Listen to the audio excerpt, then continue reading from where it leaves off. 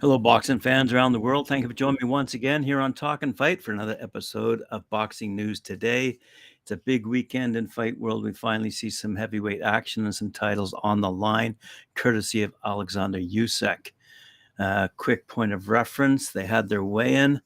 You know, they're both relatively equal when it comes to fights and wins. With Dubois' only loss to was it Joe Joyce, who broke his orbital bone a few years ago. Anyway, um, height height advantage to Dubois, weight advantage to Dubois.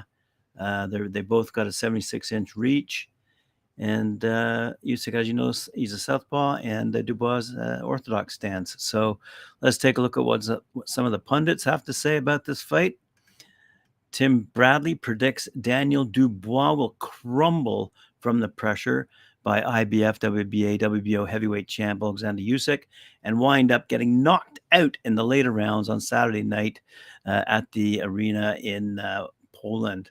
If the fight plays out like that, it would be identical to how Dubois, 19-1, 18 knockouts, disintegrated from the heavy pressure that Joe Joyce put him under and quit in the 10th round back in November 2022.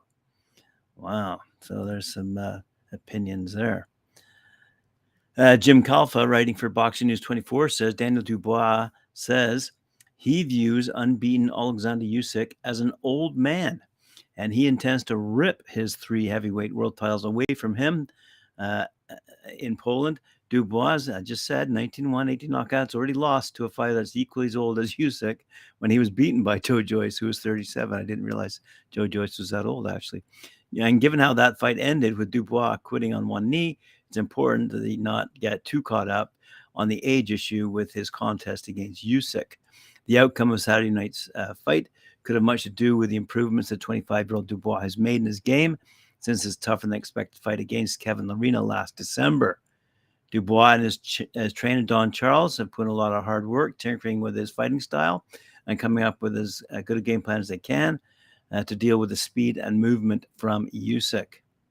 So we'll see if those changes that have been made to Dubois' style will work on Saturday night against Usyk in that title fight, because it's sometimes difficult for fighters to make drastic changes in camp without getting a couple of fights in between to try out the things they've learned. Dubois said, "He's an old man to me, and I got to put it on him. Break them bones down and take it away from him. Rip them belts off him." That's what Dubois said. So we'll see. We'll see what happens. A quick final note out of ESPN. Our friend Mike Coppinger, he said the 36-year-old Usyk is an Olympic gold medalist, a former undisputed cruiserweight champ, ESPN's number 2 heavyweight, and number 3 pound-for-pound boxer. And he's an 11-1 favorite to turn Dubois' challenge. Dubois is a talented boxer, formerly the top heavyweight prospect in the world, but his stock dropped considerably after Joe Joyce shattered his orbital in 2020. So I thought. The loss was the first of Dubois' pro career, but he also looked shaky in his most recent outing, a third-round technical knockout win over Kevin Lerena in December.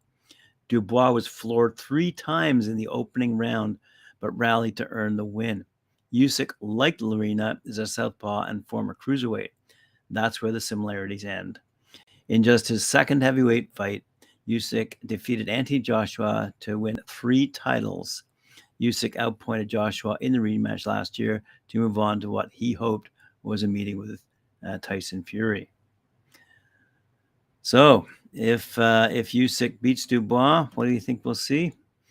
Well, hopefully, says Mike. This is boxing, after all, where fans often have to wait excruciatingly long periods to see the matchups they want. After 5 years of conversations and rumors, we finally landed Terence Crawford and Errol Spence Jr. back in July. It would be a shame if the powers that be can't deliver Tyson Fury, Oleksandr Usyk when the bout is at the hottest. And how often are 2 heavyweights simultaneously on the pound-for-pound list, and with all 4 titles between them, and also Hall of Famers who appear to be at the height of their powers. Full stop. Fury Usyk is the biggest fight in global boxing. I hope it happens. All right. On that very same night, as I noted yesterday, Top Rank brings a huge heavyweight event to the masses this Saturday night, featuring two of the next generation of title contenders. Love this line. Roughly 1,000 pounds of muscle will roll into the Hard Rock Hotel and Casino Tulsa for an action-packed doubleheader, including Jared Anderson and Zhan Kossobutskiy. In the 10-round main event, Toledo native the real Big Baby Anderson aims to better his 15-0, 14 knockout record and looks to notch his second victory in as many months against Andriy Rudenko. Last time out, Anderson scored a decision over former world champ Charles Martin. The co-feature will see Nigerian Efe Ajagba seek to end the unbeaten run of southpaw puncher as Zhan Kossobutskiy. The latter is a heavyweight version of Gennady Golovkin with the Kazakh boxing fans.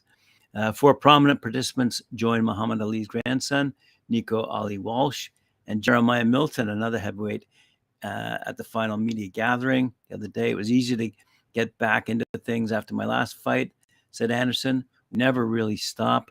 We might have taken a week off, but then we went right back at it. We took our time by sharpening our skills before sparring. Everything was great. We're ready to go to work. And on his preparation, Anderson added, my coaches have been training me like a little guy since I was 8 years old. So it comes naturally just to move like I'm a lightweight. But that's what I do every time I'm in there.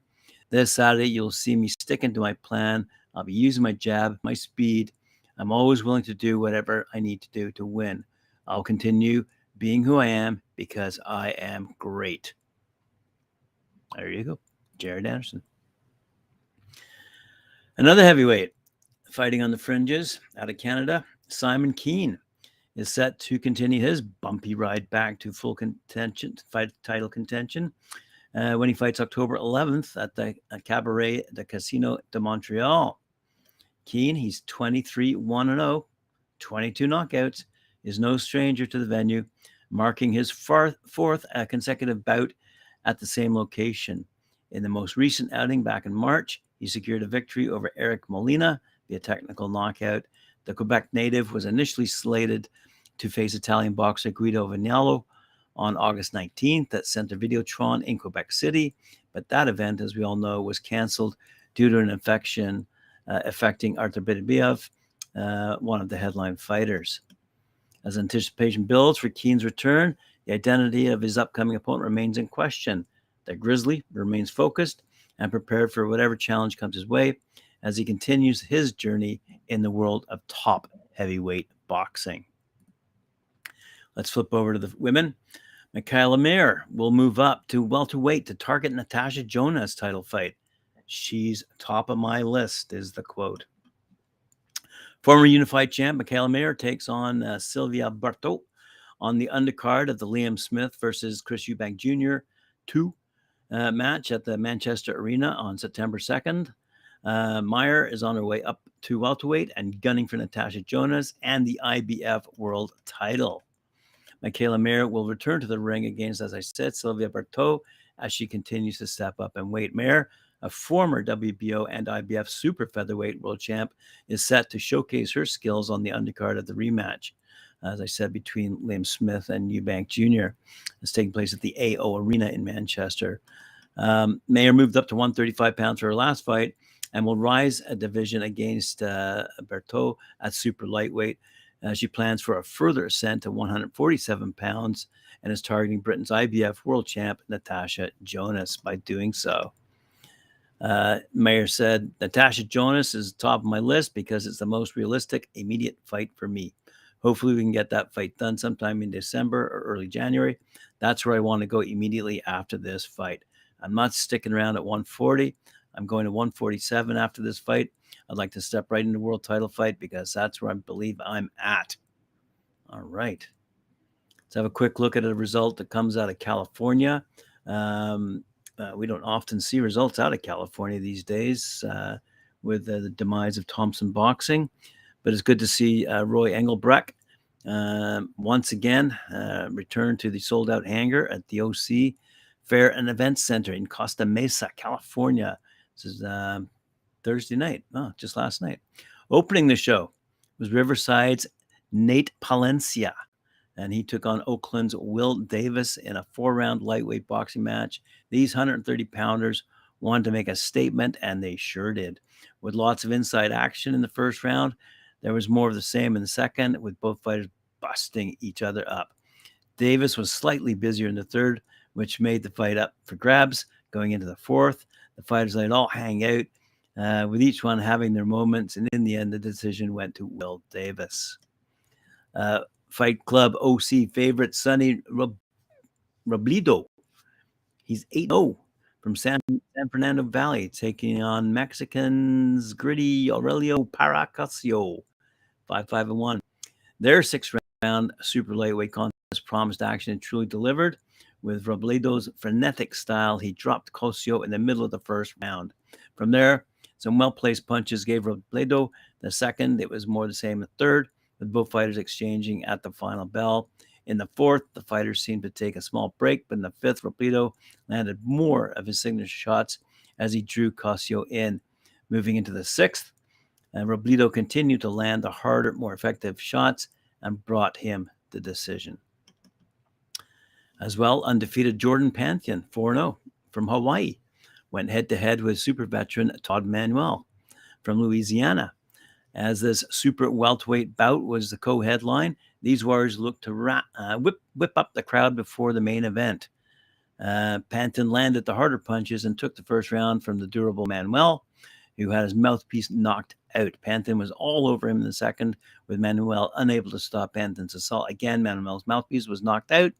In the third round, the fighters were trading, and Panton caught Manuel with a short punch that wobbled him. Panton followed up with some blistering uppercuts, and the bout was waved off. Closing the show was a Tequila Mandala Young Champions bout. Marietta's beloved boxing hero, Michael Myers, 6-2, met Long Beach's Terrell Washington, 5-3, in a 6-round super lightweight slugfest. Myers pressed the action in round one, although by the end, Washington started to land. Myers pressed ahead and landed straight lefts and rights, as Washington was content to try and box from the outside. It was more of the same in the third, as Myers landed his straight punches and Washington attempted to counter. Similar action in the fourth, as Washington tried to land more, and this caused Myers to increase his output. The fifth round saw both fighters being a little fatigued, with Myers trying to sway the judges with a late round volley. Myers pressed the action in the sixth and ultimately won the Tequila Mandala Young Champions fight of the night with a unanimous decision. So there you go, some news out of California. For my last story of the show, I'll bring you up to speed on Star Boxing. They're pleased to announce they have signed 22-year-old undefeated super featherweight out of New Jersey, Eric Perez. He's out of Passaic, New Jersey, to a long-term promotional agreement. It was just a few months ago when Vicente Fernandez's song El Rey rang out across the Paramount in Huntington, New York, as Eric Perez, decked out in the Mexican flag, colored robe, and trunks, made his ring walk for his pro debut. Mexican flags were waving throughout the crowd as the fans roared for Eric. The noise only continued to grow as the bout began, and Eric roared forward with his relentless and exciting Mexican-styled aggression. Eric's thrilling, fan-friendly style and convincing third-round technical knockout victory caught the eye of Hall of Fame promoter Joe DeGuardia. When Eric came into the ring, the Paramount came alive. His bout was a firefight from the moment the first bell rang. The fans knew Eric made themselves known. By the end of the fight, the entire Paramount crowd was asking about the new Mexican Dynamo. I've been working for this for so long, said Perez. This is an incredible opportunity, and I'm excited to begin my journey with Star Boxing. I'd like to thank Joe DeGuardia and Tony Palmieri for welcoming me to the team. There we go. And thanks very much for joining me here on Talk and Fight.